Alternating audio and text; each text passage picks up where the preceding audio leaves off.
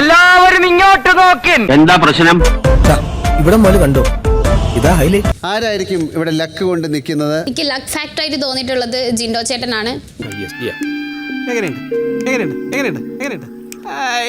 Because ഇവിടെ പലപ്പോഴും ethics ഇല്ലാതെ ചെയ്തിട്ട് പിന്നെ എങ്ങനെ ഈ ഒരു മനുഷ്യൻ ഇവിടെ നിൽക്കുന്നുണ്ട്. പ്രഭാകരനോടൊരു കാര്യം പറയാം, ഇരുട്ടുകൊണ്ട് ഓട്ടയടിക്കാൻ നോക്കരുത്.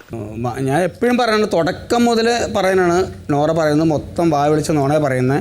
കാരണം നമ്മൾ പറഞ്ഞു ഒരുമാതിരി എനിക്കിട്ട് കേട്ടണം, മറ്റേ വർത്താനം പറഞ്ഞാലുണ്ടല്ലോ. നമുക്ക് പറയുന്നത് മനസ്സിലാവാതിരുന്നില്ല. പല സമയത്തും പറയുന്നത് മനസ്സിലാവില്ല. പക്ഷെ മനസ്സിലാവാതെ എന്താ പറയേണ്ടത്. അപ്പൊ തനിക്കൊരു വിചാരമുണ്ട്, താ ഏതോ കോപ്പിലെ വലിയ രാജാവാണ്, താ ഒരു പുല്ലുവൻ. സമയത്തും ക്യാമറ പോയിരുന്ന് സംസാരിക്കുന്നത് ഇന്നലെ വരെ ഞാൻ കണ്ടതാണ്. ആ മാല ഇട്ടുകൊണ്ട് പോയിട്ട് പ്രഭാകർ, എനിക്ക് നിങ്ങളെ മനസ്സിലാവുന്നില്ല. നിന്നെ പോലുള്ള അലവലാദികൾ എവിടെയും കാണും. ഇതാണ് അത്. ഇദ്ദേഹം ഭയങ്കര ഫേക്കാന്നുള്ളത് ഇവിടെ ഇരിക്കുന്ന എല്ലാവർക്കും അറിയാം. അറിയില്ലേ അവളുടെ സ്വഭാവം? ന്യായമായാലും അന്യായമായാലും അവളുടെ ഭാഗം ജയിക്കണം. അപ്പൊ അത്രയും ലക്കിൽ നിൽക്കുന്ന ഒരാളുണ്ടെങ്കിൽ നോറയാണ്. വേണ്ട, എനിക്കൊന്നും കേൾക്കണ്ട. ഉണ്ടവന് പാ കിട്ടാഞ്ഞിട്ട് ഉണ്ണാത്തവന് ഇല കിട്ടാഞ്ഞിട്ട് അത്രയേ ഉള്ളൂ.